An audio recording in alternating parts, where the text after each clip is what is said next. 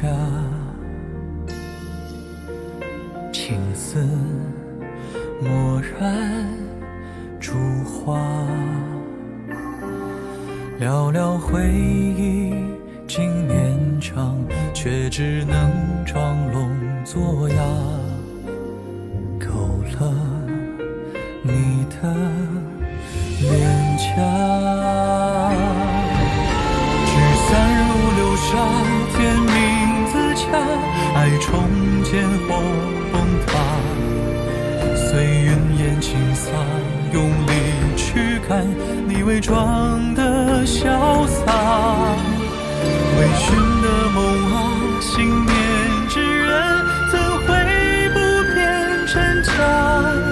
你若近在咫尺的天涯，我想握住，却只能装傻。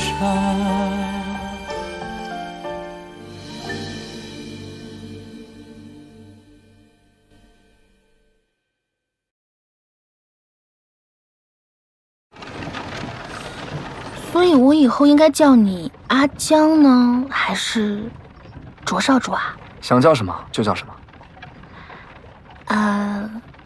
还是阿江好一点吧。阿江挺好。对了，你还没说呢，你为什么瞒着我装了3年的小混混呢？我还这么年轻，还没有到回顾往昔的时候吧？快说。3年前，我爹被金水帮暗算，我从京城回到河阳，接掌银雨楼。那是我这一生最黑暗的时光。为了保下我父亲打下的基业，我逼着自己成为冷酷无情的少主。丧父之痛，无人可受，甚至连一滴泪也不能流。直到那次受伤，我遇见了你。虽然说你把我当作喜欢打架斗殴的小混混，但是你，只有你，愿意跟我做朋友。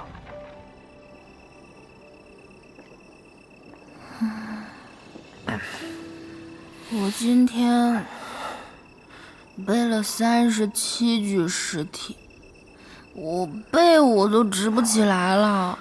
回来的路上，还有一群小孩跟着我，一直用石头砸我。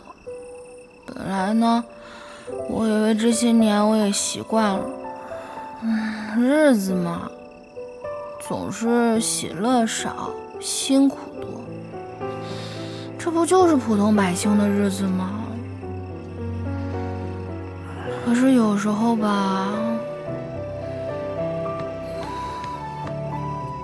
还是堵得慌。都一样。我曾经以为，我堂堂男子汉大丈夫，就应该锄强扶弱，纵横江湖。可是睁眼一看，除了阴谋算计，就只剩下你死我活。活着怎么就这么难啊？老天爷，你可真会玩啊！你说，我给他们的亲人入殓下葬，为什么他们还要辱我骂我？为什么呢？为什么我身边的人，除了怕我，就是算计我，还要杀我？去他的李老板、王掌柜，去他的银雨楼、金水帮！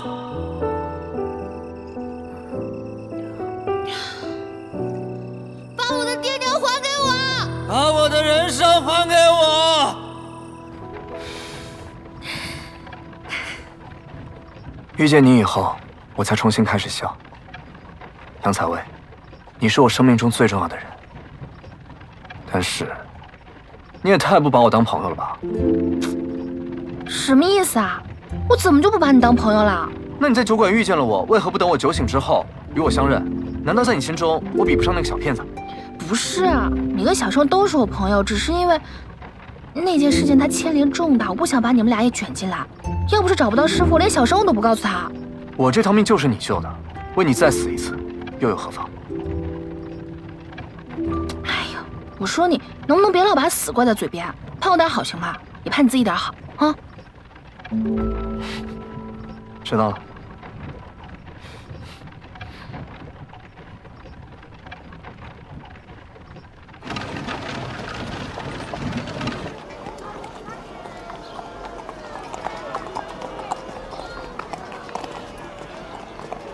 客官，里边请。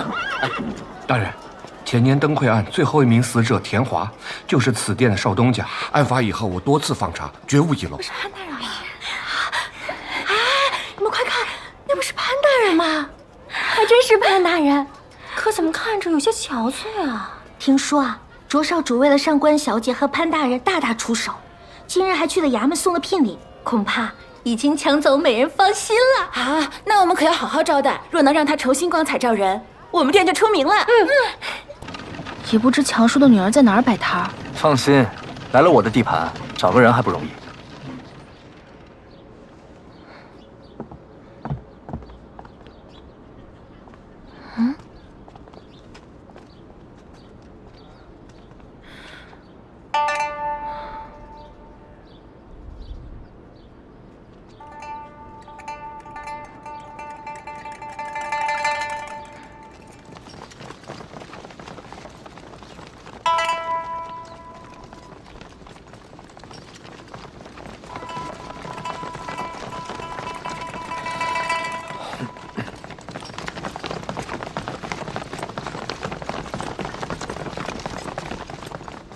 银雨街堂主赵钱，携手下弟兄，恭迎少主大驾，恭迎少主夫人大驾。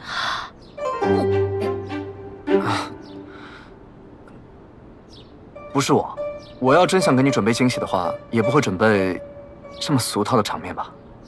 啊，那意思是他们擅自揣度少主的意思喽？别急，我来处理。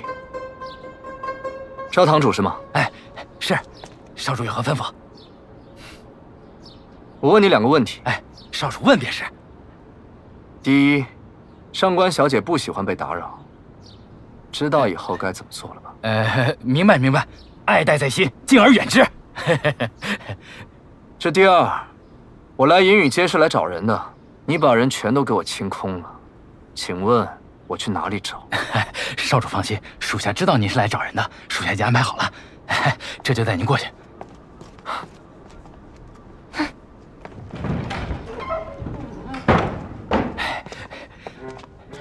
回少主，银雨街摆摊的小贩都在这儿了，我亲自派人抓的，一个都跑不了。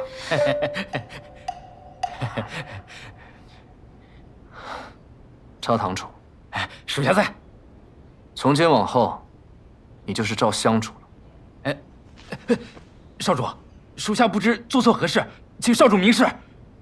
还不赶紧松绑？是，赶紧放人。事已至此，解释清楚吧。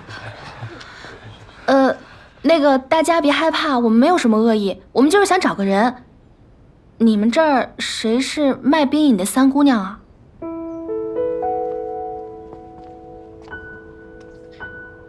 我就是。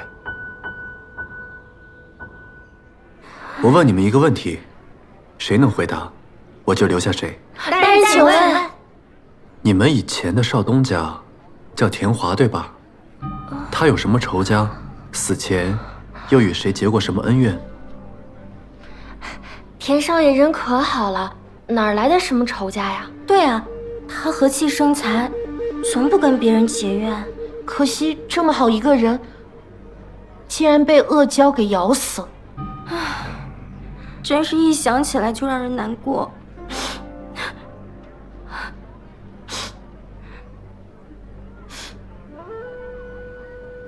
就这些？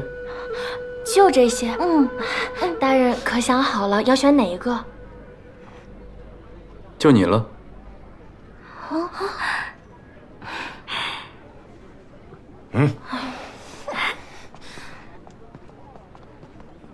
哦，原来潘大人是这种口味。点什么头啊？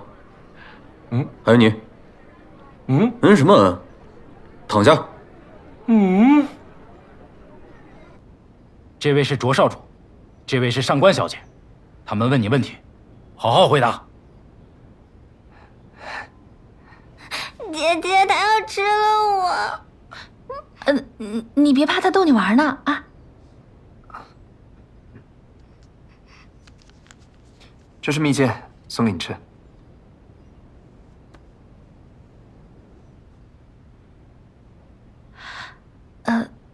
那个三姑娘，我们今天来只是想问问你，你父亲强叔之死，没有恶意，你莫要见怪。原来银雨楼大张旗鼓地关我们半日，只是为了方便上官小姐的问话。有什么尽快问，再迟，我的兵营要化成水了。那个强叔遇害是5年前的事情了吧？5年前的灯会，卷宗里的记录我都看过了。我想问问你，你还能不能回想起什么不对劲的地方，或者说，有没有可能的仇家？我们冬日取兵、存兵，夏日出来卖兵饮，每日睁眼闭眼都是生活琐事，从未与人结怨。那强叔呢？他出事之前有没有什么异常？没有，每年灯会前都是我们最忙的时候。那会儿双双也才5岁，除了干活还要照看他，一切都再平常不过。可没成想，还是出了事儿，只留下一辆兵车和我们姐妹俩。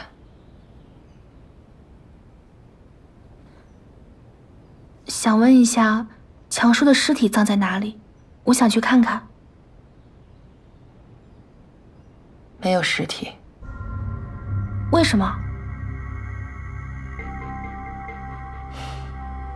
我爹下葬后没几天，他的坟墓附近出现了一些动物尸体，伤口跟我爹的一模一样。我把这事儿上报县衙，他们根本不理睬我。但后来几年都会接连死人，那些人的坟前无不如此。我们越来越害怕了，我教伤人的事儿也越传越邪乎。于是县令便派人将所有遇害的尸体都挖出来，扔进河中，献祭恶教。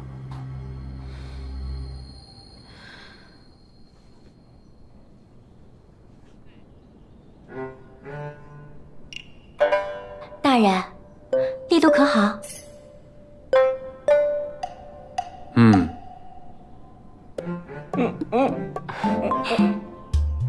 你叫什么？小翠。小翠，你告诉我，你们方才在隐瞒什么？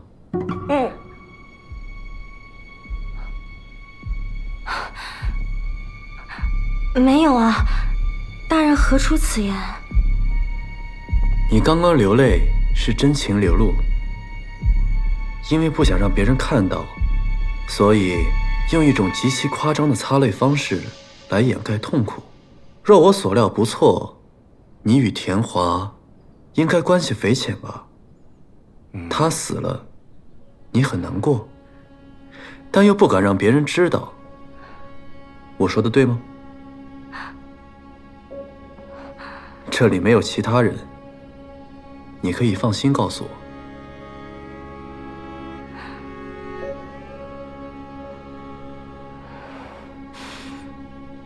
大人，我与田华确实私下相好，当初是他收容我，让我有了安身之所。故而一想起他，便悲从中来。可他平日为人，并不像他们说的那样和善，脾气很急，对人动辄打骂，整个华容殿的人都怕他。可他是少东家，大家又拿他没办法，所以他一死，大家都觉得是老天爷降下的报应，又怕调查牵连太广，引火烧身。所以才串通了撒谎。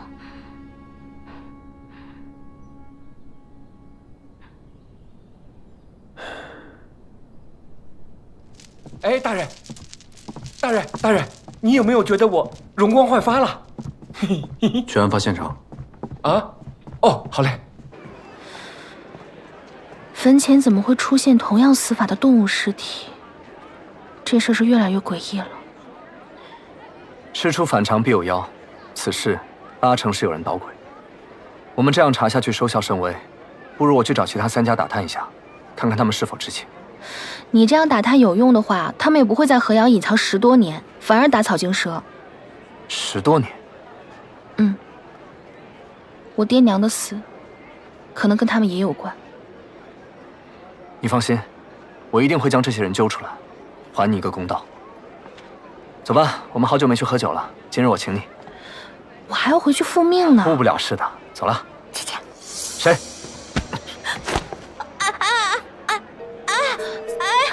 小生，放开我！上官小姐，救我！这个小骗子说我是小混混，还忘恩负义，说杨采薇认识我，属于交友不慎。上官小姐，你告诉我，我该如何处置他？你，他吓唬你呢。我跟阿江已经相认了。哎，小生，你怎么来这儿了？还不是这个小混混去鬼市逼问我跟你的关系，我担心你有麻烦，一直想要告诉你，但是没有机会啊。没想到他是银雨楼的少主，我怕你出事，所以跟过来看看。辛苦啦。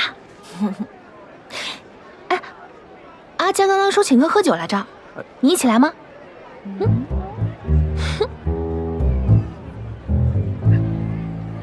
瞪什么瞪啊？我姐姐让我去的。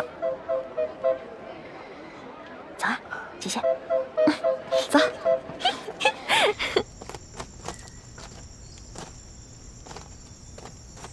大人，这里就是第1起命案发生的地点，其他命案都在沿河附近，还有这儿。这里这么偏僻，现场也没有拖拽痕迹，死者为什么会自行到这种地方？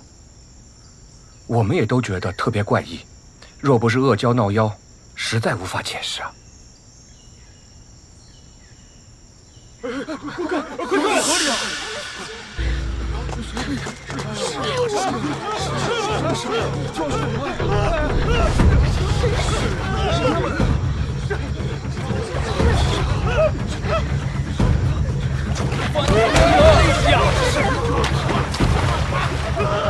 你去救人，我去追那怪物。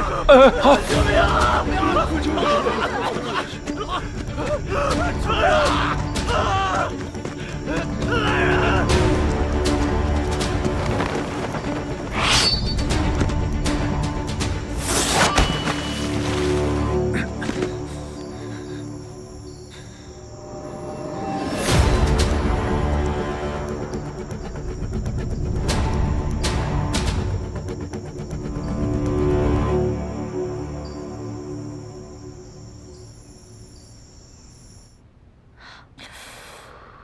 下手真狠，怪不得人家都说银雨楼的少主足月就开始引人血。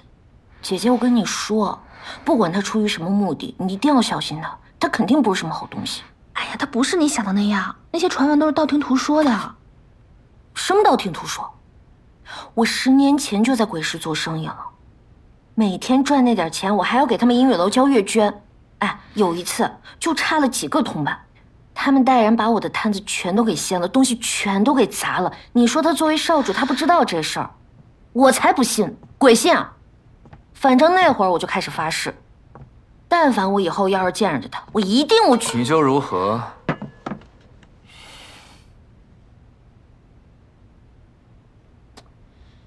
怎么，只敢在背后说人是非？当你面我也会这么说。我要教你做人，给你好好上一课。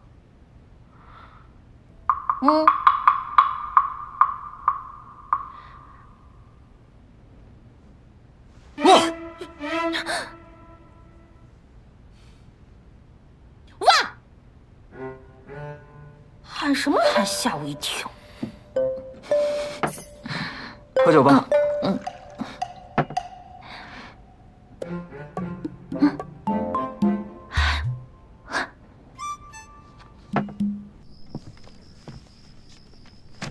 大人，这个是我们今日调查案情的汇总，请您过目。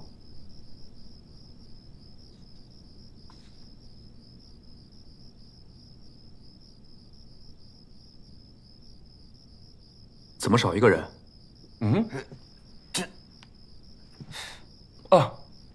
上官小姐她还没回来。还没回来？大人，那要不我们去找找？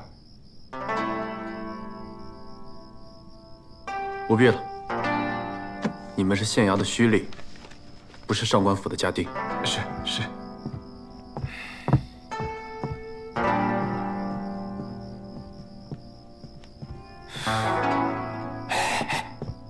这什么意思啊？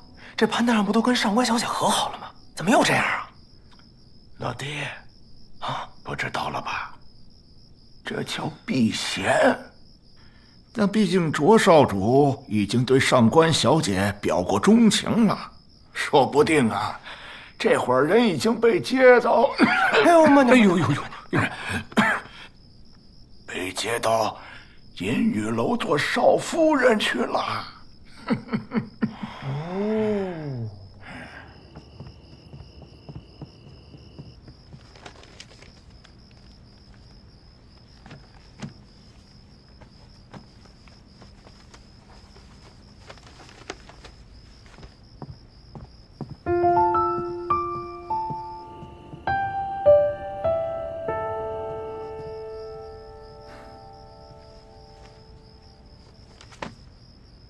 关于尸体的记载呢？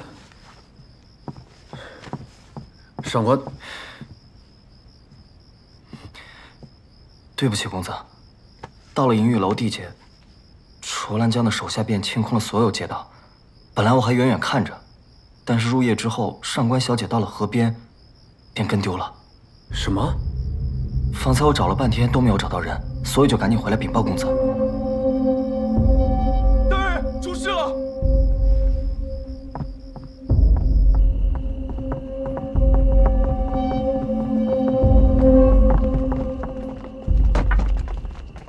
大人，这是今晚在河边发现的。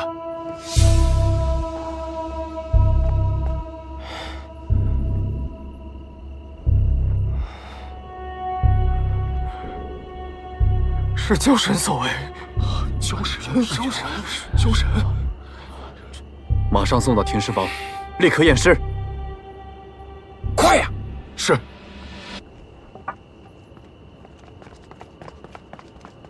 陈三。陈三，去呀！快去呀！是大人。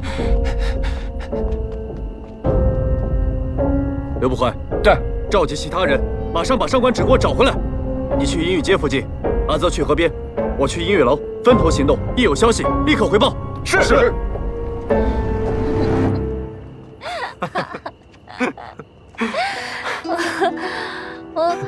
慢点。什么意思啊？你们还列队欢迎我啊？潘大人，这么劳师动众，你该不会是怕我把他拐走不成？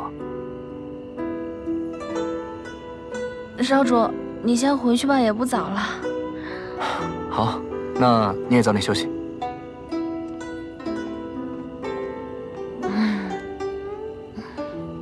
你们先回去。是。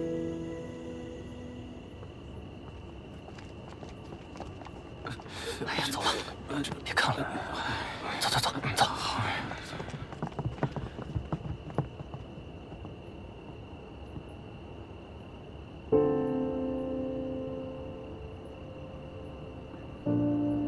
你喝酒了？一点点，就一点点，也没耽误查案。你看，这个是阿江帮我做的那个死者家人的笔录，你看看。小姐，看看啊，小姐啊，有卓少主做靠山，你在河阳自是畅通无阻，看来是我多虑了。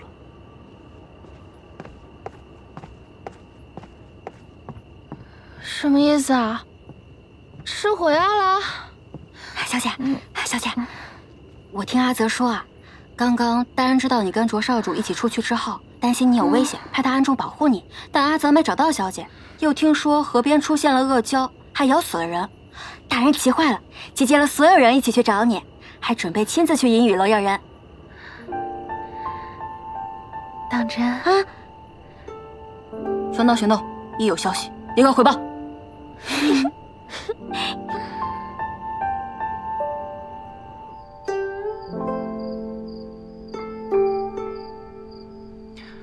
公子，你也太不小心了吧！刚长好的伤口又裂开，明日啊，我再给你多备些药。这个上官芷，只要碰上他就没好事。那也不能全怪上官小姐啊，她也是为了查案。你之前不是一直不喜欢他吗？什么时候开始帮他说话了？对呀，不知不觉当中，好像就对他讨厌不起来了，甚至还越看越顺眼，真是奇了怪了。一个人真的能在这么短的时间里，有如此的改变吗？你们听说了吗？昨天河里又出现恶蛟了。当然，我都亲眼看见了。那恶蛟张着血盆大口咬人，牙齿一根有这么长，又尖又利，还真是吓人呐。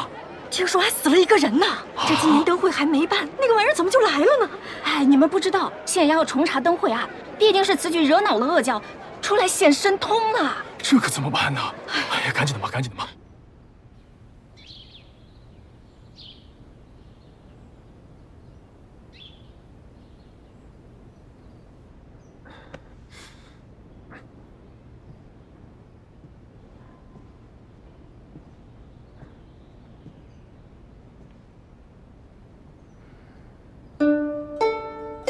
你看，这个是阿江帮我做的那个死者家人的笔录。该不会是那个时候，大人你是不是后背的旧伤又犯了？不劳费心。大人你要写什么？你告诉我，我来代笔。不用了。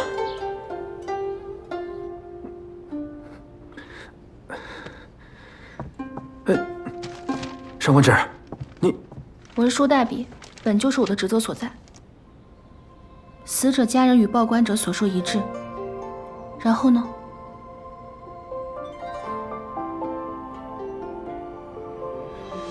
现场附近，均无打斗、拖拽等痕迹。死者据为自行前往孤僻处，疑似熟人作案。县衙上下询问调查了死者的生前关系，尤其是仇人以及利益相关之人。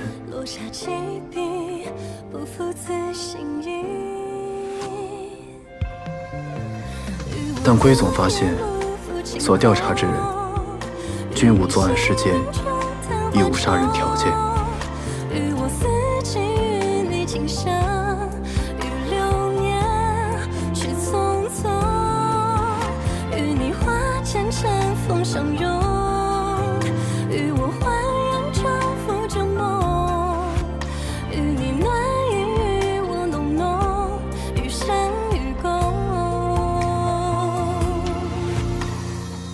也暂无明显共通之处。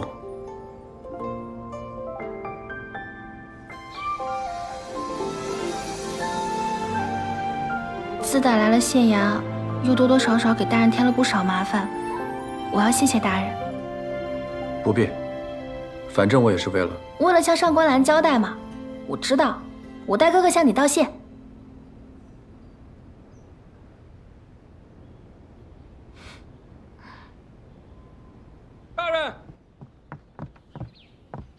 大人，不好了！怎么，河边又出事了？啊，不是，您还是亲自出去看看吧。跪请潘大人，莫要再查灯会案，触犯交神，天人共怨。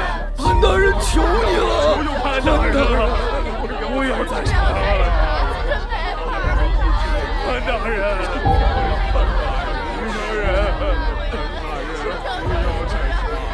启禀大人，昨夜那具尸体已经查验完毕。如何？伤口和灯会岸上的尸体毫无二致，定是恶蛟所为。毫无二致。可我分明记得死者伤口血肉模糊，而灯会岸的死者没有一丝血痕。这小的推断，会不会是秋神爷爷之前没人看着就把血吸干了，但这次有人看见，行了，这就不用再推理了，下去吧。是。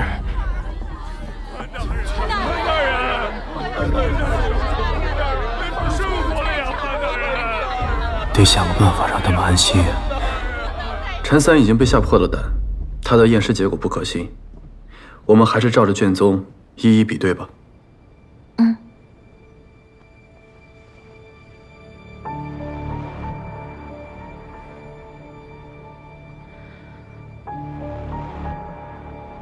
伤口位置跟卷宗所述一致，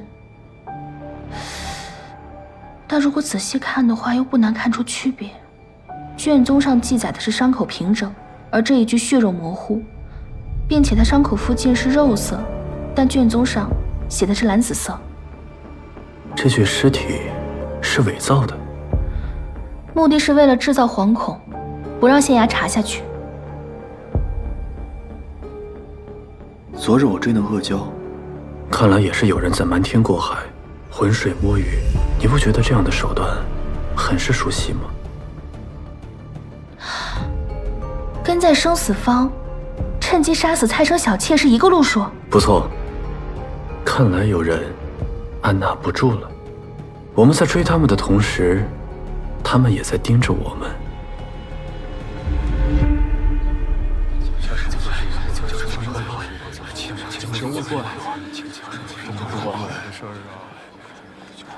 大人，陈三，旁人则罢了，你还是个仵作，不去查验尸体，寻找凶手线索，反到县衙里装神弄鬼。大人，不是小人不查，但这凶手是蛟神大人，你让小人怎么查？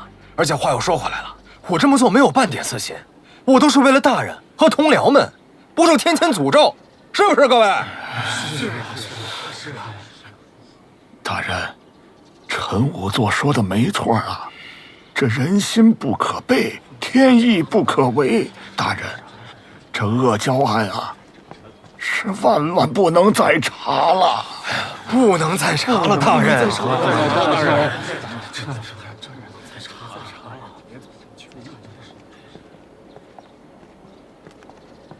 你们说的不无道理，我也在想，若是一意孤行的这么查下去，恐不是良策。唉，大人何故叹息？这话虽如此，可我已对河阳百姓做出了承诺，如今出尔反尔，岂不是自打耳光吗？所以这到底是查还是不查，我心中甚是纠结。不如这样，既然你们都说是天意，那查或不查，我们就让天意来做主。啊！上官芷，去我房里把那100枚铜钱拿来。是，大人。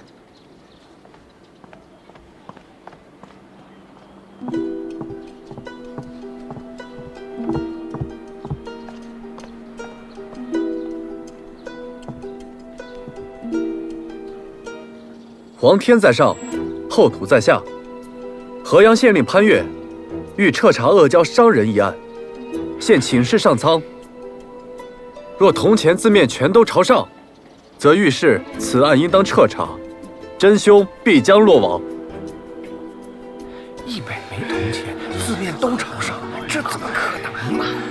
看来潘大人也想放弃了，真是给自己找台阶下。台阶都不可能。上官芷，撒。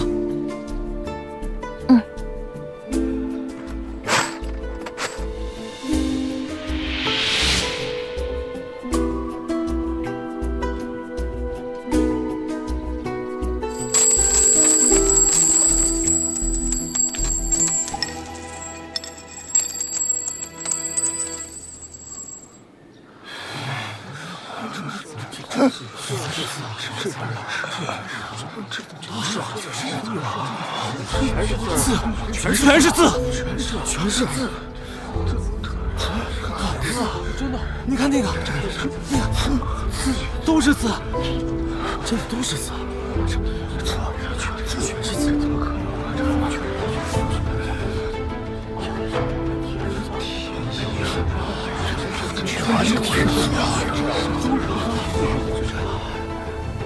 天意如此，潘越明了。所有人听着，若是谁以后胆敢再提阿胶扰乱军心，罚俸1月，杖30，都听明白了吗？是。上官旨，将这100枚铜钱定在原地，真凶落网，我再来祝祷还愿。大婶儿，今天天这么闷热，来碗冰饮吧。哎呀，这里离河边那么近，我哪有心思吃这个呀？我要不是家里断了米，我才不来这里呢。呀，我先走了。姐姐，你看，冰都快坏了。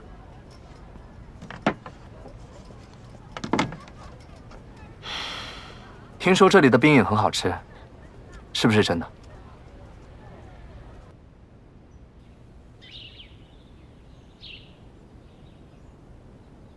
虽然前一日发现了与灯会案死者情况相似的尸体，但无论从作案手法、时机，还有伤口上来说，都有明显的区别。应该是有人故意要干扰，所以我们还是要把注意力集中在灯会案上。经过这几日的查问，大家有什么想法，不妨说说。刘捕快，你先说。是。县衙上下重新排查了死者生前的仇人和过往恩怨，我们认真的、仔细的调查，发现有犯罪嫌疑之人都没有作案时间，有作案时间的都没有作案的条件，即使有动机杀1个人，也没有动机杀那么多人。从犯罪动机上来看，我推测，此犯罪嫌疑人应该是一个疯子。刘捕快，你这也太敷衍了吧！我都替大人不忿，嫌你能耐啊！刘捕快说的可能性是存在的，只不过严谨来说，凶手可能是神智正常但内心扭曲的人，他可能是为了某种快感或者某种执念而随机杀人，所以我们要做的是要找出死者之间的共性。共性？那大人有什么共性啊？哦，小的明白了，共性就都是河阳人，河阳开山捕鱼遭到天谴，所以，如果说凶手有执念，那他选择在灯会作案，说明灯会对他有特殊的意义。如果对他有意义的不是灯会本身呢？去把去年夏至发生的所有案件都找出来。对呀，如果夏至对他来说有特殊的意义的话，那灯会取消了，还是会有很多案子没有被爆出来。然后咱们找到共同点，僻静的小河边，受伤的天突穴，那就可以找到漏网之鱼了。老夫这就去。三儿，我怎么觉得上官小姐比我们几个还适合干这行啊？行了，一个女流之辈，她懂什么呀？无非就是擅长揣摩他人的心意罢了。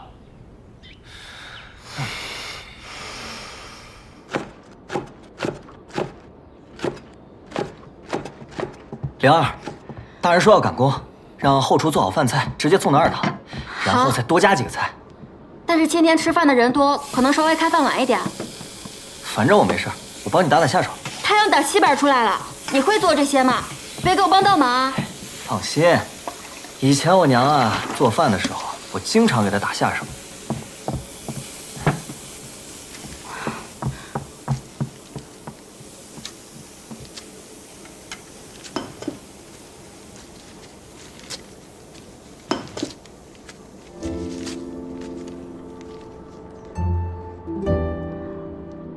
你看我做什么？没有啊。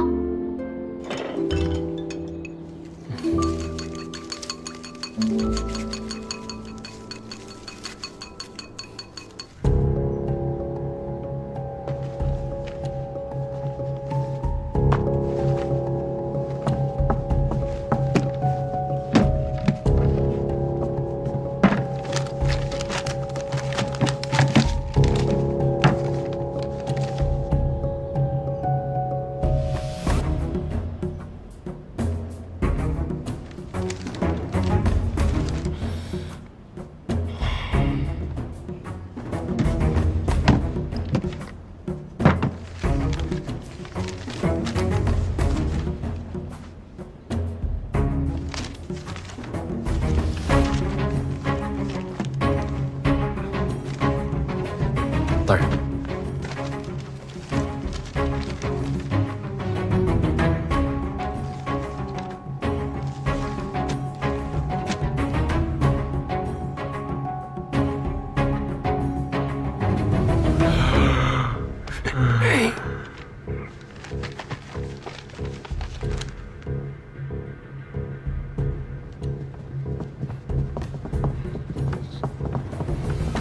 开饭了。哎呦喂，终于开饭了，饿死我了！快快快！灵儿姑娘做的菜呀，我能吃3碗米饭呢。灵儿姑娘这菜烧的真好。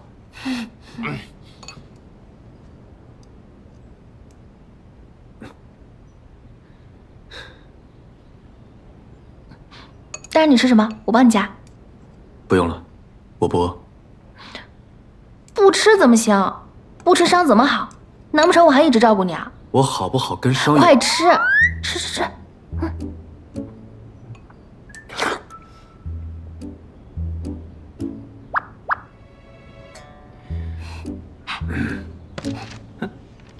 过来，你有没有发现？还有这个，你家公子和我家小姐之间变得有点不一样了。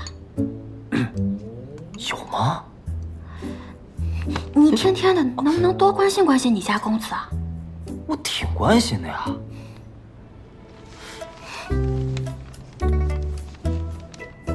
找到的杀人案一共9桩，但是对死状都没有具体的描写，所以也不知谁是漏网之鱼。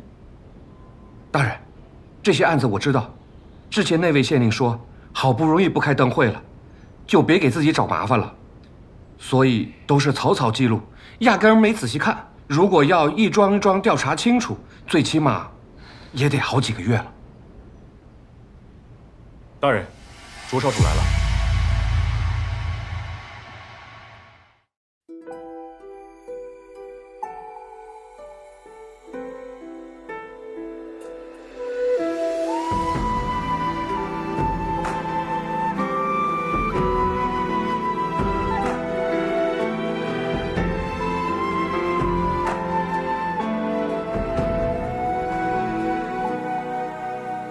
树着落，当微光才肯迎接清晨。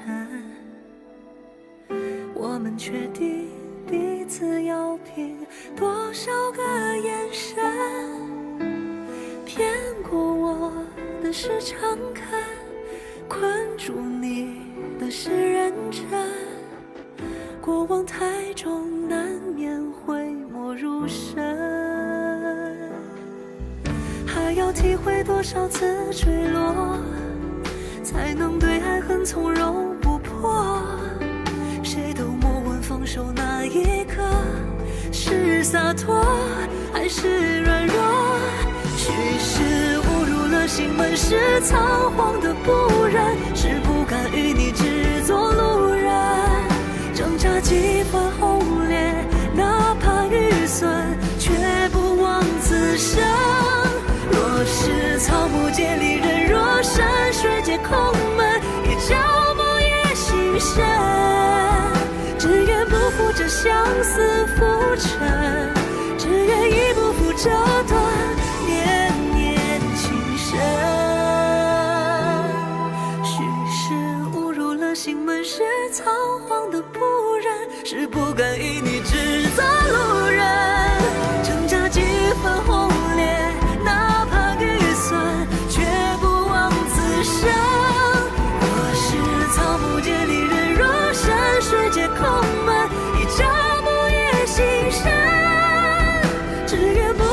相思浮沉。